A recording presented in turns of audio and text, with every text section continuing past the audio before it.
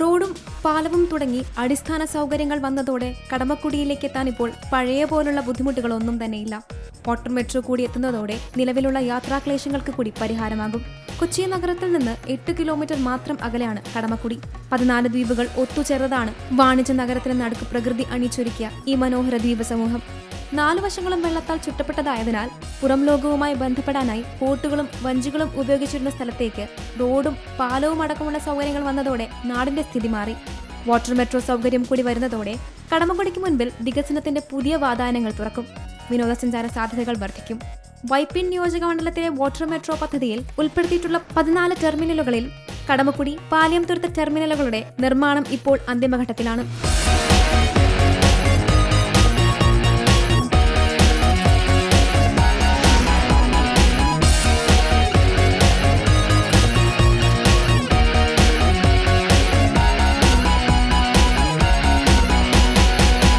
ബോട്ടുകൾ ലഭ്യമാക്കി മറ്റ് അനുബന്ധ പ്രവൃത്തികൾ പൂർത്തിയാക്കി ഈ വർഷാവസാനത്തോടെ 2 ടെർമിനലുകൾ പ്രവർത്തന സജ്ജമാക്കുമെന്നാണ് പ്രതീക്ഷിക്കുന്നത്.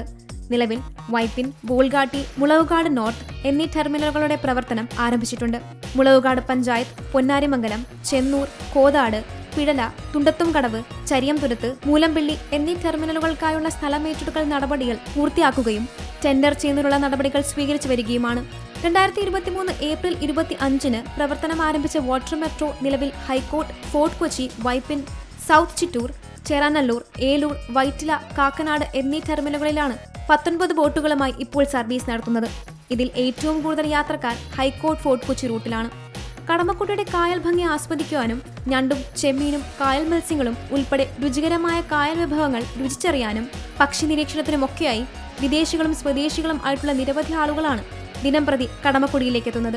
ദ്വീപിന്റെ മനോഹാരിത നിലനിർത്തി എല്ലാ സൗകര്യങ്ങളും ലഭ്യമാക്കിക്കൊണ്ടുള്ള വികസന പ്രവർത്തനങ്ങളാണ് കടമക്കുടിയിൽ നടന്നിട്ടുള്ളത്. Zee Malayalam news, Kochi.